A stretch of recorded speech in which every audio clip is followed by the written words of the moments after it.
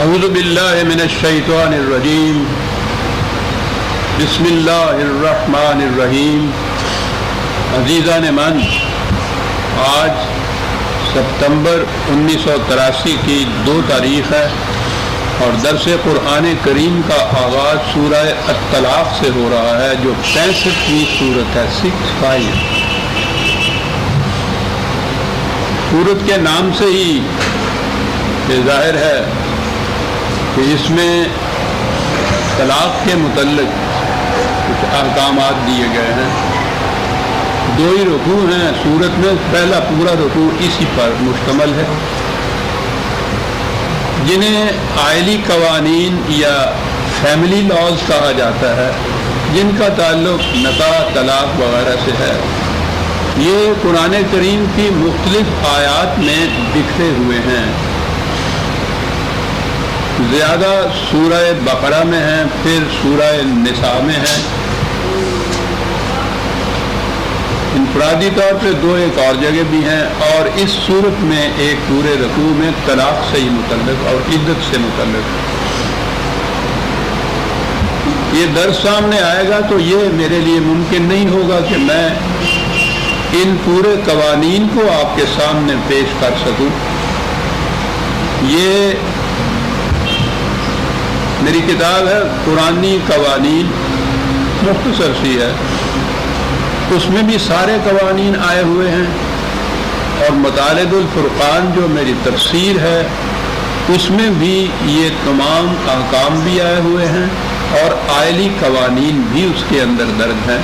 تو اگر انہیں قانون کی حیثیت سے آپ نے دیکھنا ہو تو وہ ان کتابوں میں آپ کو مل جائیں گے، یکجا ہوں گے، مرتب شکل کے اندر ہوں گے، لیکن یہاں جو چیز آئے گی وہ وہی ہوگی جو مثلا اس صورت میں ہمارے سامنے جو آیات آئیں گی میں وہی پیش کر سکوں گا۔ تو میں نے اس لیے یہ عرض کیا ہے کہ آپ کو معلوم ہو جائے کہ یہ قوانین کہاں سے ملیں گے۔ ان قوانین میں سب سے زیادہ جو چیز پریشانی کا باعث، مصیبت کا باعث، مشکل کا باعث ہو رہی ہے آج کل، وہ طلاق کے متعلق ہے۔ اور میرے ہاں جو استفسارات آتے ہیں یا جو احباب خود پوچھنے کے لیے آتے ہیں، بڑے پریشان، بہت زیادہ مضطرب، اور وہ مسئلہ سارا طلاق کا ہوتا ہے۔ جذباتی قوم ہے ہماری، غصے میں آ کے وہ ہر ایک کا یہی قصہ ہوتا ہے جو وہ آتے ہیں کہ یہ غصے میں آ کے ہم نے 3 دفعہ طلاق طلاق طلاق کہہ دی۔ تھوڑے سے وقت کے بعد غصہ ٹھنڈا پڑ گیا، اب اس کے بعد سوچ رہے ہیں کہ کیا کیا جائے۔ پہلے میں یہ عرض کر دوں کہ یہ طلاق طلاق طلاق سے طلاق پڑ گئی نہ تو یہ قرآن کے مطابق ہے، اور قرآن کو تو بہرحال معاف رکھیے گا، پوچھتا کون ہے آج کل۔ عجیب بات یہ ہے کہ یہ جو ملک میں رائج الوقت قانون ہے،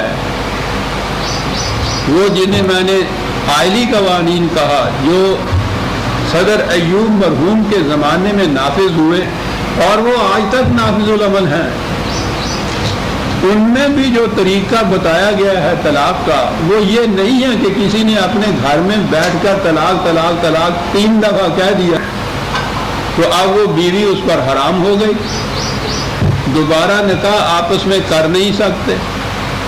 اس کے لیے صورت ایک ہی ہے جو بتائی جاتی ہے کہ وہ عورت جس نے اس غصے کا بھی مظاہرہ بیچاری نے نہیں کیا، وہ کچھ نہیں، یہ سارا کچھ طیش میں، غصے میں، حماقت میں یہ جو کچھ ہے یہ میاں صاحب نے فرما دیا 3 دفعہ، اور سزا بھگتنی پڑ رہی ہے اس مظلوم اور معصوم کو، اور وہ سزا اتنی ہے کہ اس سے بہتر یہ ہے، وہ عورتیں کہتی ہیں کہ ہمیں پھانسی دے دی جائے، ہمیں یہ گوارا نہیں۔ سزا یہ ہے، آپ کے ہاں یہ شریعت بتائی جاتی ہے کہ وہ کسی غیر مرد سے شادی کرے۔ میری بیٹیاں اور بہنیں ہیں، میں الفاظ مشکل ہیں کیا استعمال کروں، ان کے ہاں یہ ہے کہ صرف نکاح ہی نہیں ہے بلکہ ایک رات کی ہم بستری بھی کرے، دوسری صبح کو یہ شخص انہیں طلاق دے اس کو، اور پھر اس کے بعد یہ عدت گزارے اور پھر وہ پہلے خاوند سے دوبارہ شادی کر سکتی ہے۔ ایک باعصمت خاتون کے لیے کوئی کم سزا نہیں، اسے یہ حلالہ کہتے ہیں۔ ایسے کیسز بھی ہمارے ہاں آئے کہ کسی نے یہ مرتے بھرتے یہ کر بھی لیا ہے، اور وہ عام طور پہ یہ خود یہی مولوی صاحبان ہی اپنے آپ کو پیش کر دیتے ہیں، اور یہ ہوا نکاح ہو گیا باقاعدہ سب کچھ، اب دوسری صبح وہ طلاق نہیں دیتے، کوئی مجبوری نہیں کر سکتا ان کو۔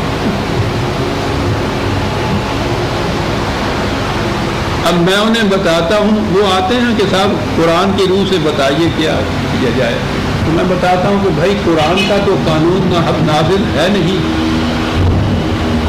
مروجہ قانون جو ہے رائج الوقت حکومت کا قانون موجود ہے، اس میں یہ چیز لکھی ہوئی ہے کہ طلاق کا طریقہ کیا ہے، اور وہ ملتا جلتا ہے قرآن کے طریقے سے، اور وہ یہ ہے کہ اگر ارادہ کرنا ہو یہ طلاق کا تو وہ ایک حکومت کی طرف سے مصالحتی کونسل بنی ہوتی ہے، وہ جو اپنے علاقے کا غالباً جو کونسلر ہوتا ہے وہ اس کا چیئرمین ہوتا ہے، بہرحال وہ کونسل ہے، اس کو درخواست دینی پڑتی ہے، مرد کا ارادہ ہو تو اسے بھی اور عورت کا ارادہ ہو تو اسے بھی درخواست دینی پڑتی ہے، پھر وہ کونسل کوشش کرتی ہے 90 دن کے اندر اندر ان میں مصالحت کرانے کی،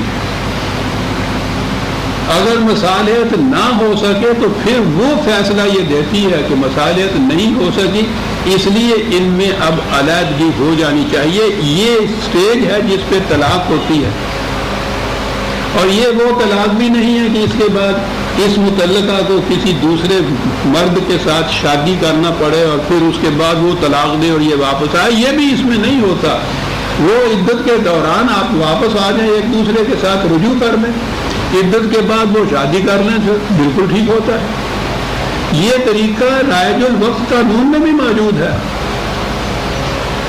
اب دقت دیکھیے ہمارے ہاں کی، رائج الوقت قانون کے مطابق یہ کہتی ہیں طلاق کہنے والے کے ساتھ یہ طلاق تو نہیں ہوئی، حکومت کا قانون بھی یہ ہے، تو وہ کہتے ہیں کہ شریعت کا قانون جو ہے وہ بالا ہے مسلمان کے لیے حکومت کے اس قانون سے۔ قانون بالا کیسے ہوتا ہے اس کو تو چھوڑیے کہ عدالت کیا کہے گی، اس کے لیے سزا دے دے گی، معاشرے کے اندر جب یہ مولوی صاحب یا مسجد کا وہ ملا یہ کہہ دے کہ اب ان پہ طلاق پڑ گئی، یہ بیوی اس پہ حرام ہو گئی معاشرے میں، تو ہر شخص یہ کہے گا، اگر وہ پھر میاں بیوی ہیں وہ کہے گا کہ یہ معاف رکھیے گا کہ حرام کاری کر رہے ہیں، اس کی اولاد کو ولد الزنا کہتے ہیں، یہ پھر اولاد حرام کی قرار دیتے ہیں، تو معاشرے میں انہوں نے رہنا ہے، یہ کیسے برداشت کیا جائے؟ ہر شخص انگلی اٹھا کے کہے گا کہ بیوی پہ طلاق پڑ گئی ہوئی ہے، یا بیوی کو کہے کہ اس پہ طلاق پڑ گئی ہوئی ہے اور یہ پھر آپس میں اسی طرح سے زنا شوئی کے تعلقات قائم کیے ہوئے ہیں، یہ نہیں معاف رکھیے گا، وہ تو اس کو زنا کہتے ہیں۔ اور اگلی بات یہ کہ ان کی اس اولاد کو اس کے بعد جو ہے اس کو جائز اولاد نہیں قرار دیتے، اس کا کیا علاج؟ قرآن کے تو خلاف تھا ہی، رائج الوقت قانون کے بھی خلاف ہے، لیکن معاشرے میں جو چیز کیفیت پیدا ہوتی ہے اس کا کیا علاج؟ وہ تو اسی کے مصر ہوتا ہے معاشرہ کہ وہی صاحب 3 دفعہ کہہ دی گئی، اب اس کے بعد اس سے جھوٹ بلوایا جاتا ہے کہ کہو 3 دفعہ نہیں، یہ بھی مذاق موازنہ فرماؤ کہ وہ جو 3 دفعہ ہے نا، 1 2 پتہ کہاں ہوا کرتا ہے یہ جی، وہ پھر یہ ہوتا ہے کہ وہ 3 کیا تھا تو پھر اسے کہتے ہیں کہنے نہیں 2 دفعہ کہا تھا میں نے، جان چھوٹے بولو جھوٹ، وہ گواہ لے آتے ہیں کہ نہیں صاحب 3 دفعہ کہا، یعنی آپ سوچئے کہ کس مصیبت میں معاشرہ پھنسا ہوا ہے، یہ کیا ہے؟ کبھی غور نہیں کیا کسی نے اس پہ؟ یہ سارے قوانین یہ جن کا میں اب ذکر کر رہا ہوں، ابھی طلاق کا ہی، یہ حلالے کا بھی، نکاح کے بھی، وہ بچوں کی شادی، 6 مہینے کی بچیوں کی شادی، یہ سارے قوانین جو تھے یہ آپ کے ہاں کے ملوکیت کے زمانے میں یہ بنے تھے۔ وہ مملکتیں ختم ہوئیں، وہ حکومتیں ختم ہوئیں، وہ سلاطین نہ باقی رہے، جنہوں نے قوانین بنائے تھے وہ باقی نہ رہے، وہ سب کچھ چلا گیا۔ یہ ان کے بنائے ہوئے قوانین جو انہوں نے اسلامی قرار دے دیے یہ قیامت تک کے لیے چل رہے ہیں، یعنی وہ بلا، وہ مصیبت، وہ عذاب ہمارے سر پہ اوپر مسلط ہے۔ جب بھی کوئی ملوکیت اس قسم کے قوانین وہ خود بنائے، وہ ملوکیت تو چلی جاتی ہے اس کے بعد، لیکن یہ سب کچھ اس کے بعد چھوڑ جاتی ہے۔ اب ان قوانین کو کوئی بدل نہیں سکتا۔ یہ جو آپ کے ہاں اب کہا جاتا ہے کہ نئے شرعی قوانین رائج ہوں گے، یہ نئے رائج ہونے والی بات نہیں ہے۔ یہی ان کو فقہ کے قوانین کہتے ہیں۔ یہی فقہی قوانین جو ہے ان کو اب نئے سرے سے اسلامی قوانین جو ہے یہ نام دیا جا رہا ہے۔ اس کے بعد اب ان کو ایک نیا لیز مل گیا، زندگی کا پٹا جسے آپ کہیے۔ اب اس کے بعد یہ پتہ نہیں کب تک یہ چلیں گے، پھر یہ کس طرح۔ قوموں پہ جب عذاب آتا ہے تو اس کی کچھ مدت کم نہیں ہوتی، صدیوں میں گنے جاتے ہیں اس کے ایک ایک دن۔ 1000 سال سے تو ہم یہ عذاب بھگتتے چلے آ رہے تھے، ابھی پتہ نہیں کہ کب تک بھگتنا ہے ہم نے۔ آپ نے غور فرمایا کہ وہ قرآن کی بات جو ہے وہ تو یہ ہے ہی نہیں کہ 3 دفعہ کہو یہ ہوا، رائج الوقت قانون یہ کہہ رہا ہے کہ نہیں ہوا، لیکن اس کے بعد وہ رہا ہے جو 1000 برس پہلے کی ملوکیت نے طے کیا تھا۔ ملوکیت اگر اسلام کا نام نہ ساتھ لے تو اس کے احکام وقتی ہوتے ہیں، وہ ختم ہوئی، احکام بھی گئے۔ لیکن جب وہ اپنے کسی فیصلے کو اسلام کہہ کے نافذ کر دے تو اس کا نتیجہ یہ ہوتا ہے، وہ بھی دھڑا دھڑ 1 2 3 4 تک شادیاں، 1 2 3 کہا تو طلاق، 6 مہینے کی بچیوں کے بیاہ شادیاں، عورت کو کوئی حق حاصل نہیں ہے۔ یعنی یہ سارے قوانین اس دور کے جو رائج شدہ ہیں، ہر قانون نظر آتا ہے کہ ڈکٹیٹرشپ ہے اس کے اندر۔ پہلی ڈکٹیٹرشپ تو گھر میں عورت کے خلاف ہوتی ہے۔ یہ ان قوانین کا اثر ہے جن کو شرعی کہا جاتا ہے کہ آج بھی گھروں کے اندر خاوند کی حیثیت بیوی اور بچوں کے مقابلے میں ڈکٹیٹر کی ہوتی، یعنی اس کے لیے مالک کا لفظ ہے ہمارے ہاں، معلوم نہیں کہ یہ یو پی میں اردو والوں کے ہاں یہ ہے یا نہیں، ہمارے ہاں تو مالک کہا جاتا ہے خاوند کو۔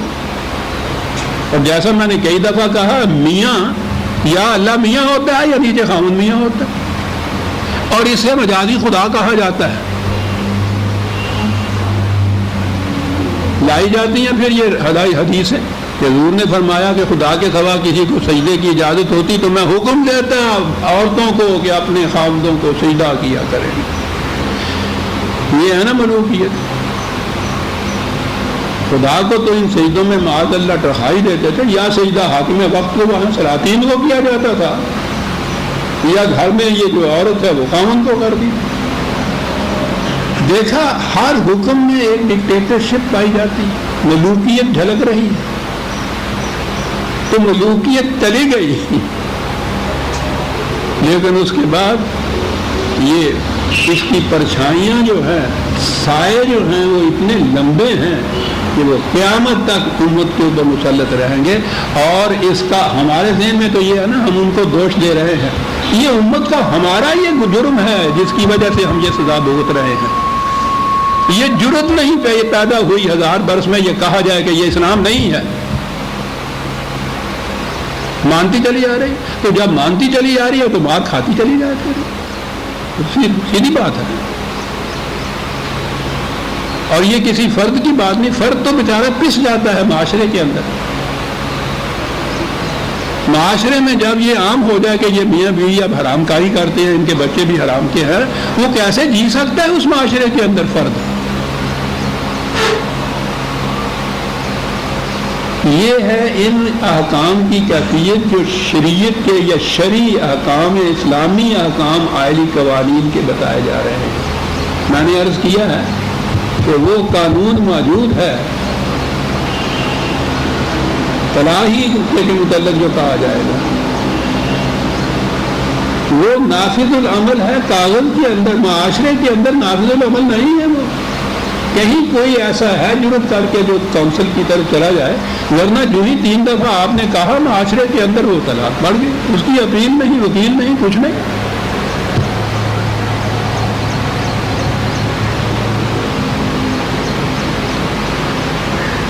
تو میں یہ عرض کر دوں، اگر کسی میں بہرحال یہ جرت ہو، میرے یہاں تو جو آتے ہیں وہ بھی بات جو بیان کرتے ہیں، خاص طور پہ خواتین آتی ہیں میری بیٹیاں اور بہنیں، ہوتا یہ ہے کہ پھر وہ بھی رو رہی ہوتی ہیں، میں بھی رو رہا ہوتا،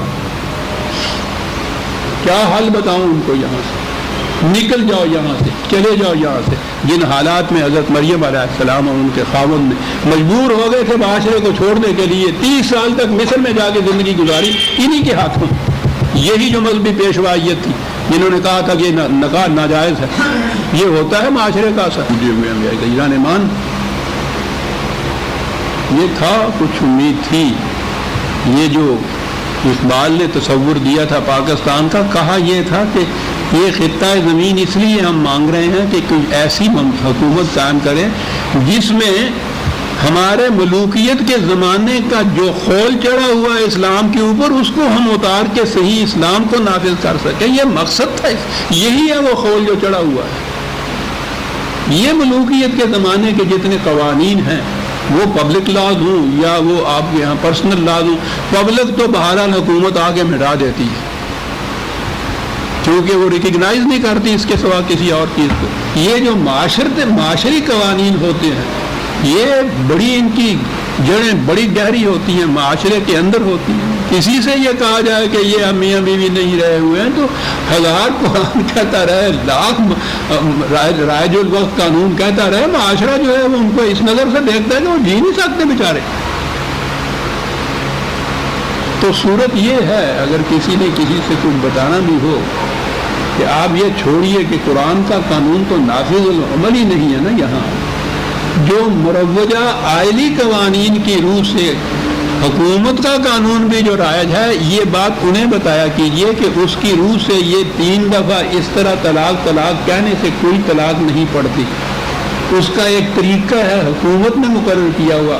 اگر واقعی بل ارادہ سچ مچ طلاق تم لوگوں نے دینی ہے تو اس طریقے کو اختیار کرو، اور اگر یوں ہی غصے سے ایسا نکل گیا ہے تو یہ تو پھر وہ غصے کو تھو کر دیجئے، معاملہ ختم ہوتا ہے،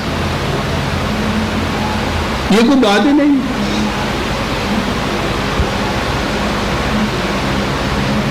تو میں پھر عرض کروں گا کہ ٹھیک ہے، آپ یہ ان کو مشورہ تو دے دیں گے، معاشرے کے اندر جب انگلیاں اٹھیں گی اسے کون برداشت کر سکے؟ اگر ان میں ہمت ہے تو یہ کریں، معاشرہ نہیں کرنے دیتے، معاشرہ خود کچھ بھی ویسے نہ کہے۔ یہ جو حضرات بیٹھے ہوئے ہیں نا، ان قوانین کے محافظ ہزارہ دار، یہ ہیں جو معاشرے کے اندر اس قسم کی چکوندیں چھوڑتے ہیں کہ نہیں، شریعت حقہ کی روح سے یہ طلاق پڑ گئی ہے، اب یہ میاں بیوی نہیں رہ سکتے۔ جب شریعت حقہ کی روح سے یہ ہو جاتا ہے تو پھر کیا کہا جا سکتا ہے؟ قرآن کی پہلی آیت ہے یہ، سورہ طلاق کی پہلی آیت، یا ایھا النبی اذا طلقتم النساء فطلقوهن لعدتهن۔ آیت کے پہلے 2 لفظوں میں سارا طریقہ بتا دیا، کیا اعجاز ہے اس کا سر۔ ایڈریس خطاب کیا جاتا ہے یا ایھا النبیوں کو، اے نبی، اور آگے ہے طلقتم النساء، جمع کا صیغہ، نبی تو واحد کا صیغہ ہے، ہونا تو یہ چاہیے تھا نا کہ اے نبی جب تو طلاق دے اپنی بیوی کو یا اپنی عورت کو تو یہ کرو، یہ تو طریقہ یہ تھا۔ یہ کیا ہے کہ ایڈریس کیا جاتا ہے نبی کو، اور اس کے بعد کہا جاتا ہے کہ جب تم عورتوں کو طلاق دو تو پھر یہ چیز کرو۔ یہ تم کون ہے؟ نبی نے تو کسی اپنی بیوی کو طلاق نہیں دی، صیغہ جمع کا تم آ رہا ہے، تو یہی تو پتہ چل گیا کہ تم نے جو طلاق دینی ہے اس کا فیصلہ اے نبی تم نے کرنا۔ انہوں نے جو طلاق دینی ہے اس کا فیصلہ نبی نے کرنا ہے. تو میں نے کہا تھا نا کہ رائج الوقت قانون جو ہیں وہ بہرحال پھر بھی قرآن سے قریب ہیں، کیونکہ اس میں یہ ہے کہ یہ آپس میں میاں بیوی گھر میں بیٹھ کے یہ نہیں بات کر سکتے کہ اس نے طلاق کہا اور سپریشن اور طلاق ہو گئی.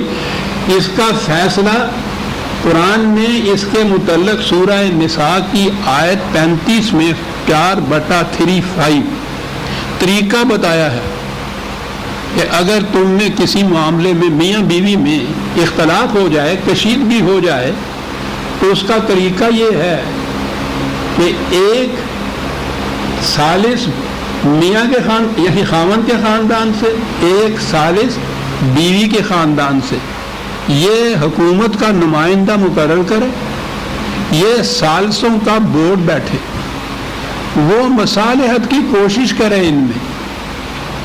اگر یہ کوشش ناکام رہ جائے اور وہ اس نتیجے پہ پہنچیں کہ یہ نباہ نہیں ہو سکتا، قرآن کے الفاظ میں کہ یہ خدا کی حدود کو قائم نہیں رکھ سکتے، کیا بات ہے، تو پھر وہ یہ فیصلہ دے دے کہ ہاں بھائی اب یہ 30 طلاق کی ہوگی.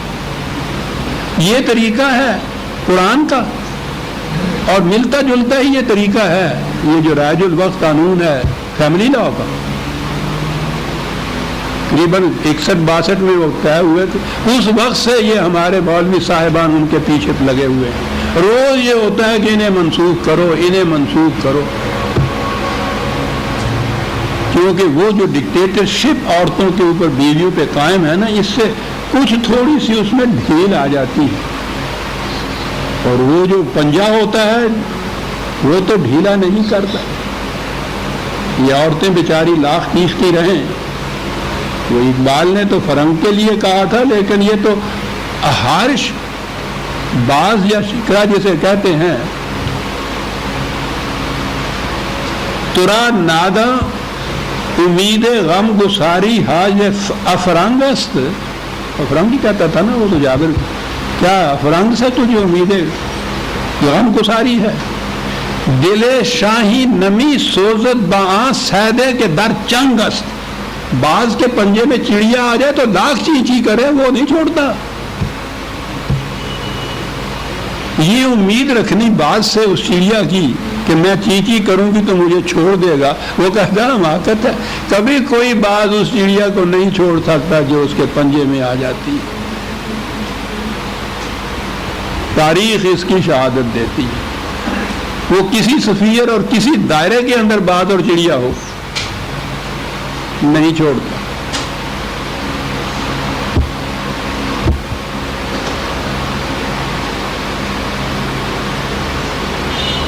تو قرآن نے یہ طریق بتایا، رائج الوقت قانون یہ ہے، لیکن بعض کا پنجہ ہے کہ وہ چڑیا کو نہیں چھوڑتا.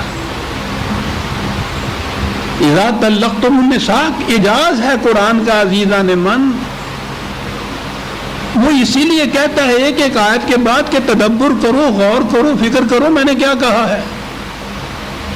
یا ایھا النبی اذا طلقتم النساء، اگر یہ طلاق کا مسئلہ میاں بیوی کا آپس میں گھر میں طے کرنے کا ہوتا تو اذا طلقتم النساء والی بات ہو، یہاں سے شروع کرنی تھی بات کہ اے جماعت مومنین، اے مسلمانوں، اے مومنین، اگر جب تم طلاق کر دو اپنے ہاں تو پھر آگے کرو. بات تو یوں ہونی چاہیے. یہ یا ایھا النبی کیسے آگے نہیں ہوئی؟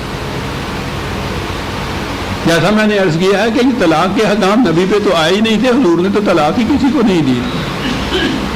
یہاں ایڈریس کیا جاتا ہے یہ نبی ہے سربراہ اس ثالث بورڈ کا جو قرآن نے تجویز کیا ہوا ہے. نبی سے مراد ہے یہی حکومت کا سربراہ، نمائندہ، صاحب اقتدار، صاحب اختیار.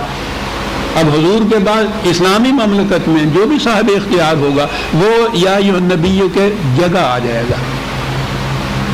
کہ جب یہ معاشرے میں طلاق کا مسئلہ ہو اور وہ طلاق والی بات اس طرح طے ہو جائے جیسی کہ ہم نے سورہ نساء کی آیت 35 میں بتائی ہے، یوں ہو جائے گی اس کی تفسیر ان دو لفظوں کی کہ نبی واحد کہہ کے طلقتم النساء کیوں کہا گیا، تو تفسیر یوں بیان کی جائے گی کہ اے سربراہ مملکت، اے صاحب اقتدار، اے اولی الامر، طلاق کا معاملہ جب ہو تو اس کو اس طریقے سے طے کرو جو ہم نے سورہ نساء میں بیان کر دیا ہے.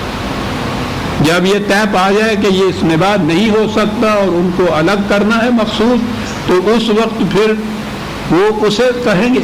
طلاق کے معنی یہ نہیں ہوتے ہیں کہ طلاق کہہ دیا، وہ کہتے ہیں ایک دفعہ کہہ دیا نہیں کوئی بات نہیں 3 دفعہ.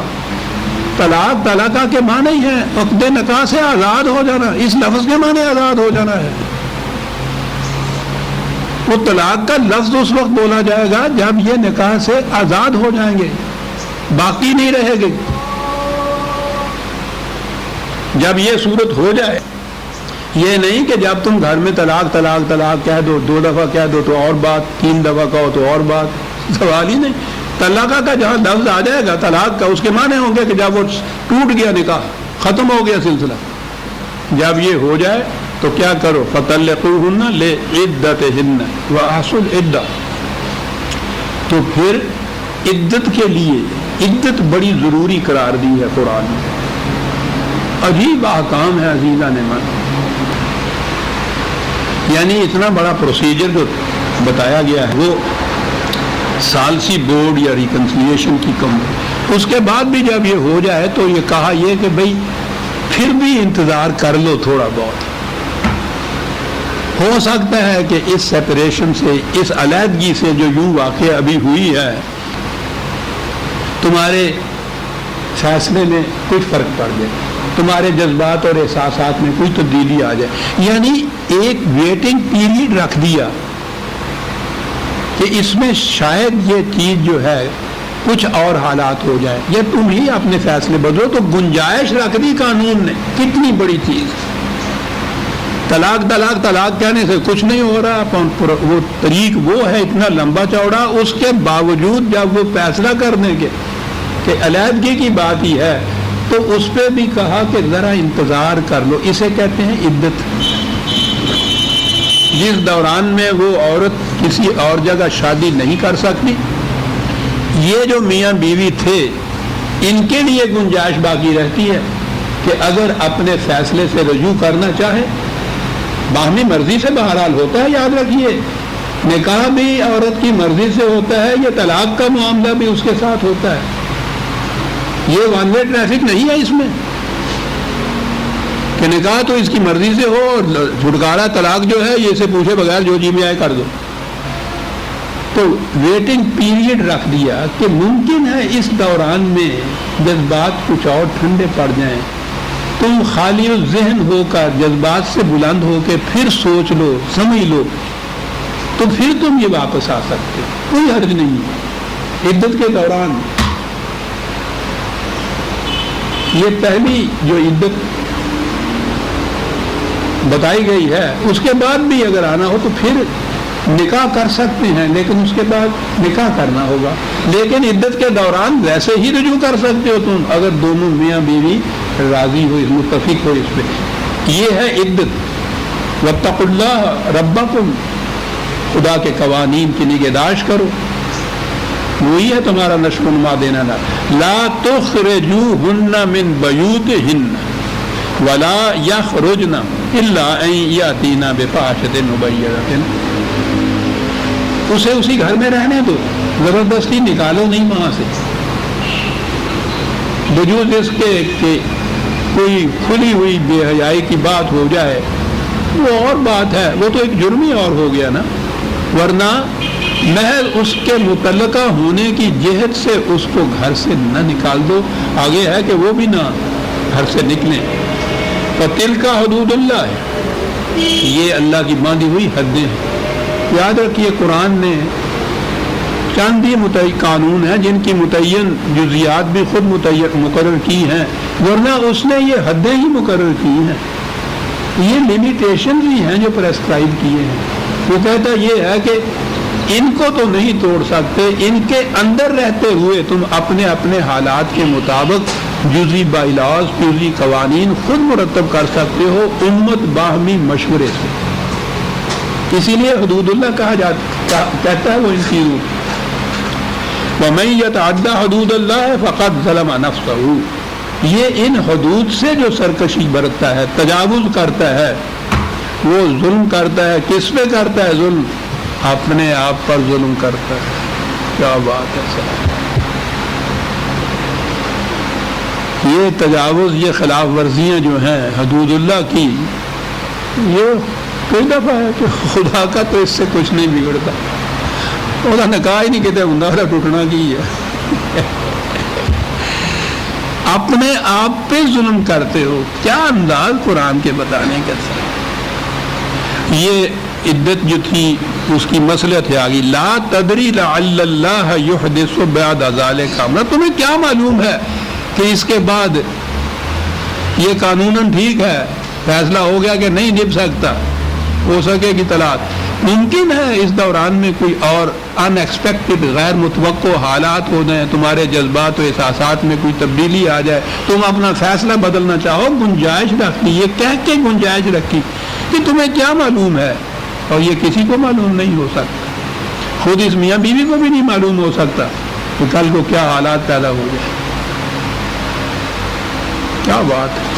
فَإِذَا بَلَغْنَا أَجَلَهُنَّ فَأَمْسِكُوهُنَّ بِمَعْرُوفٍ أَوْ فَارِقُوهُنَّ بِمَعْرُوفٍ. یہ ویٹنگ پیریڈ عدت کا جو ہے، جب یہ ختم ہونے کو آئے تو اس وقت پھر اس وقت یہ فیصلہ کرو آخری کہ الگ ہو جانا ہے یا ساتھ رہنا ہے. دونوں کے متعلق کہا بے معروف، اس طریق کے مطابق جو قرآن ریکگنائز کرتا ہے کہ ٹھیک ہے. اور اس نے بتایا ہے کیا طریقہ ہے. طریقہ یہ ہے وَأَشْهِدُوا ذَوَا عَدْلٍ مِّنْكُمْ. ایسے میں 2 گواہ رکھ لیا کرو جن کے سامنے یہ بات کرو. یہ چپکے سے کرنے کی بات نہیں ہے. معاشرے میں یہ بات مشہور ہونی چاہیے کہ تم نے باہمی فیصلہ کیا ہے ساتھ رہنے کا یا الگ ہونے کا. شہادت کی ضرورت ہے. دیکھیے یہ وہ 2 افراد کا میاں بیوی کا نجی معاملہ نہیں قرار دے رہا، اس کا اثر معاشرے پہ بہت بڑا پڑتا ہے. ظلم کی حد سے ایک عورت کو طلاق ملی ہوئی، اس پہ اور اس کے بچوں کے اوپر جو بیتتی ہے، اس کے خاندان پہ جو بیتتی ہے، دونوں خاندانوں میں جس قدر انشقاق اور مخالفت واقع ہوتی ہے، معاشرے میں جس قدر پھر اختلافات پیدا ہوتے ہیں، یہ ایک فیصلہ نجی نہیں ہے. وہ اسی لیے قرآن نے کہا ہے کہ یہ بات نہیں ہے کہ تم دونوں کا آپس کا فیصلہ کر لیا معاملہ ختم ہو گیا. شہادت وہاں پر معاشرے میں یہ مشہور کرے یہ گواہ کہ ہمارے سامنے انہوں نے پھر فیصلہ کیا تھا الگ ہونے کا یا ساتھ رہنے کا. ذالکم یوعظ بہ من کان یؤمن باللہ والیوم الآخر. یہ اتنا اہم ہے کہا کہ اس سے اس بات کا ٹیسٹ ہوگا کہ تم خدا اور آخرت پہ ایمان رکھتے ہو یا نہیں. دیکھا کتنی اہمیت دے رہا ہے وہ آئلی قوانین. گھر کا پرسکون ہونا، معاشرے کے پرسکون ہونے کا اولی منزل تو یہ ہے کہ گھروں میں مودت اور سکونت ہو، اطمینان ہو. میاں بیوی کی زندگی قرآن کہتا ہے کہ جنت کی ہو. ایک ایک گھر کی ہوگی تو معاشرے کی خود ہی جنت کی ہوگی. معاشرہ اور ہوتا کیا ہے؟ معاشرہ تو اشرہ ہے نا. 10 گھر اکٹھے ہیں وہ معاشرہ بن جاتا ہے. جس قسم کے وہ 10 گھر ہوں گے اسی قسم کا معاشرہ ہوگا. یہ جو ہمارے ہاں باہر نکل کے بھی یہ 10 گھر والے جو ہیں جہنم میں رہتے ہیں، اس لیے کہ اندر آتے ہیں تو یہ بھی جہنم ہوتا ہے. وَمَا هُمْ بِخَالِدِينَ مِنَ النَّارِ.